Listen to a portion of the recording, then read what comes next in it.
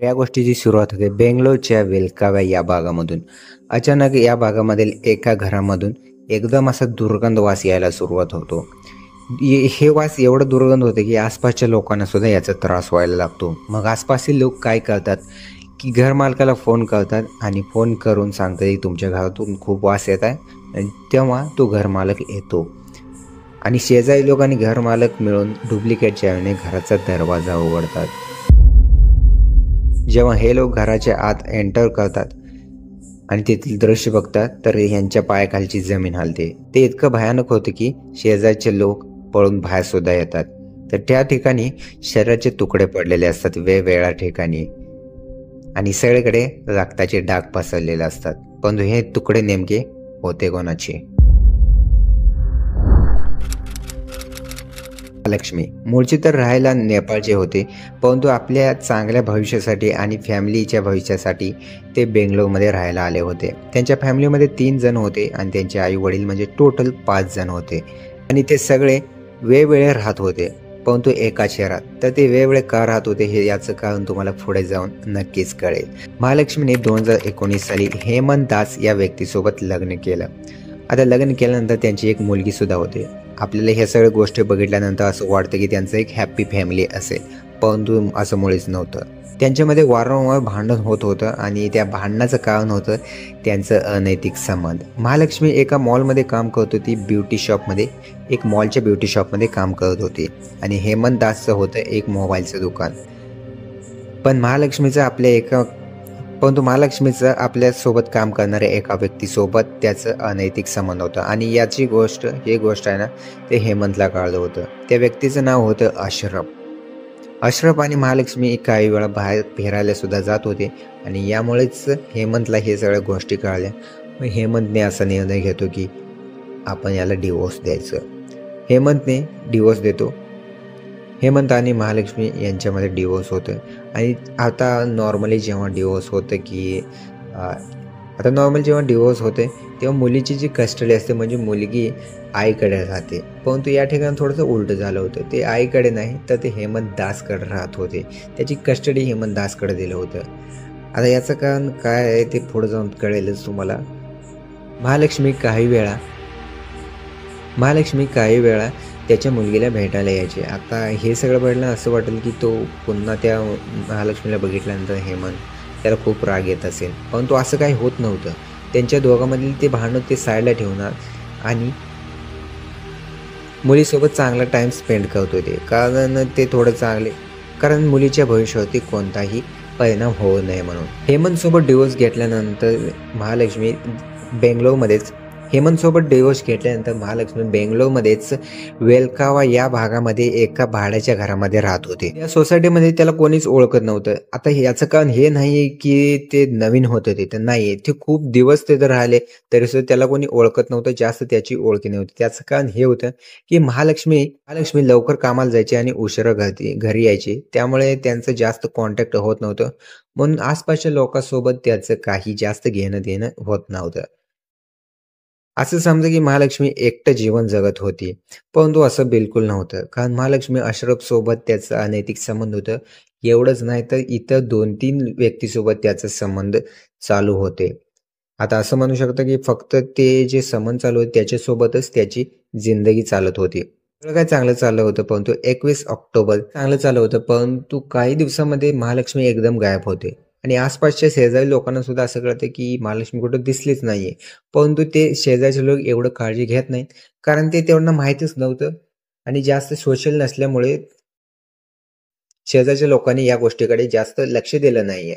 परंतु काही दिवसांनी एक गोष्ट खूप भयानक घडली, ते म्हणजे महालक्ष्मीच्या घरामधून एक दुर्गंध वास यायला सुरुवात होते. ते इतकं दुर्गंध होते की आसपासच्या लोकांना खूप त्रास व्हायला लागतो. परंतु त्याचा जो दरवाजा होता ना, ते बाहेरून बंद होतं. म्हणजे आत कोणीच नसणार. दुर्गंध इतका वाढायला लागतो की शेजारचे लोक काय करतात, ते घर मालकाला बोलवतात आणि घर मालक आल्यानंतर घर मालकाकडे महालक्ष्मीच्या आईचे फोन नंबर होतं. आता जेव्हा घर मालक महालक्ष्मीच्या आईला फोन लावतो आणि ह्या सगळ्या गोष्टी सांगतो, तर तेव्हा त्याच्या डोक्यामध्ये बहुतेक श्रद्धा आणि आफताबचा जो केस होता तो आला असेल आणि त्यामुळेच ते गडबडून त्या ठिकाणी पोहोचते आणि आसपासचे शेजारी 2-3 लोक आणि महालक्ष्मीची आई जेव्हा दरवाजा उघडून आत जातात, तेव्हा तेव्हा जे जेव्हा ते तेव्हा जे तेव्हा जे ते दृश्य बघतात, ते बघितल्यानंतर त्यांच्या पायाखालची जमीन हालते. ते इतकं भयानक होतं, की काही शेजारीचे लोक बाहेर पळून आले आणि त्यांनी लवकरात लवकर पोलिसांना फोन केलं. सगळीकडे शरीराचे तुकडे पसरलेले होते. काही ठिकाणी रक्ताचे डाग पडले होते आणि जेव्हा पोलीस आले, त्यांना सुद्धा आत जाण्यासाठी इतकं त्रास होत होतं, की त्यांना 2-3 मास्क लावायला लागलं. आणि एवढं मास्क लावून सुद्धा काही जणांना उलट्या आल्या. पण पोलिसांनी जसं तसं आत गेले आणि काही सगळे शरीराचे तुकडे एकत्र केले. त्यांनी एक फ्रिज सुद्धा बघितला जे अर्धं ओपन होतं, अर्धं उघडं होतं आणि जेव्हा ते फ्रिज ओपन करतात तर श्र त्यामध्ये शरीराचे तुकडे पाहायला मिळतात आणि त्याच ठिकाणी महालक्ष्मीचं डोकं सुद्धा पाहायला मिळते आणि हेच फोटो बहुतेक तुम्ही काही जण Instagramच्या स्टोरीवरती पाहिलाच असाल. ते मी ब्लर केलेलं आहे, तर ओरिजिनल दाखवू शकत नाही. समजून घे, कम्युनिटी गाईडलाईन्स आहेत. तर ते हेच फोटो होतं. हे सगळं बघितल्यानंतर आसपासच्या भागामध्ये भीतीचं वातावरण तयार होतंय. पोलिसांना सगळ्यात अगोदर संशय जातो तो म्हणजे हेमंत दास. कारण त्यांच्यामध्ये काही चांगले संबंध नव्हते. त्यामुळे त्यांना असं वाटतं की बहुतेक हेमंतनंच खून केला असेल. विचारपूस करण्यासाठी त्यांनी हेमंतला बोलवतात पोलिसमध्ये. परंतु त्यांना असं समजतं की पोलिसांना की हेमंतने हे खून केलं नाही. कारण जेव्हा हे खून झालं होतं, ते फॉरेन्सिक रिपोर्टमुळे कळालं होतं की हे 19 दिवस अगोदर खून झालं होतं. त्यामुळेच ते इतकं दुर्गंध आणि जे शरीराचे भाग होते त्याला किडायला लागले होते. फॉरेन्सिक रिपोर्ट कळाल्यामुळेच जेव्हा ही खून झालं होतं, तेव्हा तो हेमंत दास बाहेर असल्याचं कळतं आणि म्हणून हेमंत दास हे निर्दोष आहे असं कळतंय. परंतु आता पोलिसांना काहीच क्लू मिळत नव्हतं. पण एक गोष्ट त्यांना लक्षात आली, की जेव्हा पोलीस पडताळणीसाठी सोसायटी किंवा आसपासच्या शेजारी लोकांना बोलावलं होतं, तेव्हा एक व्यक्ती गायब होता. सगळेजण आले होते, पण एक व्यक्ती गायब होता. तो म्हणजे आणि हेमंतने सुद्धा पोलिसांना त्या अशरफच्या जे अनैतिक संबंध होते त्याच्याबद्दल सांगितलंय. आता जेव्हा अशरफला बोलवतात पोलीस, तर तेव्हा सुद्धा कळते की अशरफने सुद्धा हे खून केलेलं नाहीये.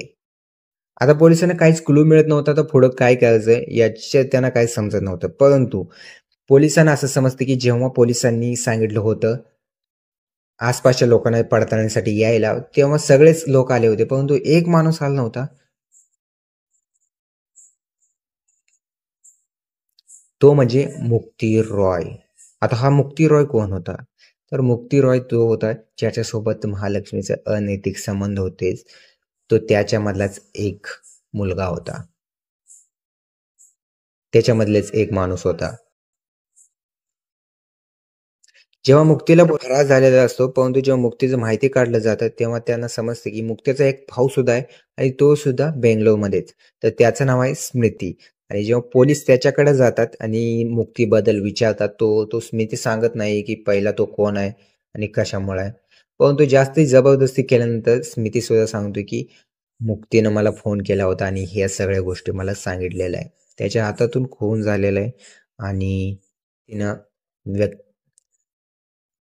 आणि मुक्ती त्याला विचारत होता, "तू हे गाव सोडून जा, तू हे शहर सोडून जा." आणि आणि मुक्ती स्मितेला म्हणत सुद्धा होता, की "तू हे घर सोड, तू हे शहर." यानंतर पोलीस मुक्तीचा जो फोन नंबर असतो तो ट्रेस करतात आणि त्याचं लास्ट लोकेशन मिळतं पश्चिम बंगाल येथे. पश्चिम बंगालकडे पोलिसांनी एक आपली टीम पाठवतात, परंतु त्या ठिकाणी मुक्ती मिळत नाहीये. जेव्हा मुक्तीची माहिती काढत होते ना, ते त्या ठिकाणी त्यांना एक असं गाव समजलं, ज्या ठिकाणी मुक्ती जाऊ शकतो. म्हणजे त्या ठिकाणी मुक्तीचे काही मित्र सुद्धा राहत होते. तर ते गाव होतं ओडिसामधील भद्रक गाव. आता पोलीस भद्रक गावाला निघाले होते आणि तिथे पोहोचतात सुद्धा आणि जेव्हा पोलीस भद्रक गावामध्ये पोहोचतात, तर तोपर्यंत खूप उशीर झालेला असतो. मुक्तीनं स्वतःला गळफास लावून आत्महत्या केलेलं असतं आणि जवळच एक सुसाईड नोट सुद्धा सोडलेलं असतं. त्यामध्ये तो सगळ्या गोष्टी एक्सप्लेन केलेला असतोय. आता मुक्तीच्या लिहिलेलं जे नोट होतं त्याचं आणि जो हेमंत दास होता ते महालक्ष्मीचा नवरा. तर त्याच्या या दोन्हीचं जेव्हा नोट्स आणि दोन्हीचं जेव्हा आपण माहिती एकत्र घेतो, तेव्हा आपल्याला कळतं की या गोष्टीचं मतलब या केसच्या बद्दल आपल्याला सगळं माहिती पडतंय. कारण सगळ्या ज्या गोष्टी होत्या ते मुक्तीला माहीत होते. सगळ्या ज्या गोष्टी ते मुक्तीला माहीत होते, परंतु तो सुद्धा या जगामध्ये नव्हता. पण त्याने एक सुसाईड नोट लिहिलं होतं, तर त्याच्या आणि हेमंत दास त्याचं पतीचं जे दोन्हीचं जे नोट्स आहेत, म्हणजे हेमंत दासने सुद्धा काही माहिती दिली होती ते महालक्ष्मी कशा प्रकारे होती. तर त्याद्वारे आपल्याला कळते की महालक्ष्मी एक लालची मुलगी होती आणि त्याला पैशाची खूप मोठी भूक होती. त्यामुळे ते वेगवेगळ्या व्यक्तीसोबत संबंध ठेवलं होतं आणि त्यामधलेच एक व्यक्ती होता तो म्हणजे मुक्ती रॉय. मुक मुक्ती आणि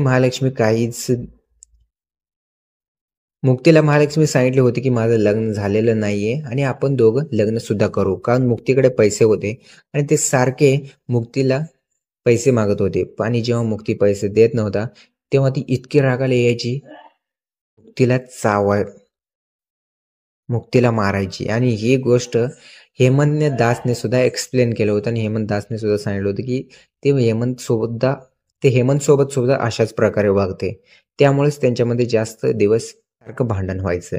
आणि जेव्हा भांडत असल्यामुळे आणि महालक्ष्मी यामध्ये खूप भांडण व्हायचं आणि एकदा हे भांडण इतकं राग आलं, की मुक्तीला त्यानं मुक्तीचा खूप त्यानं महालक्ष्मीचा खूनच करून टाकला. आता रागाच्या भरात झालेलं खून पाहून मुक्ती खूप घाबरतो आणि त्याला समजत नाही, की आता बॉडीचा विल्हेवाट कुठे लावायचा. कारण तो जो पैसा होता ना, तो सगळीकडे सीसीटीव्ही होते आणि सगळ्या शहराच्या मध्येच होता. त्यामुळे आता विल्हेवाट कुठे लावायची याचे त्याला समजतच नव्हतं.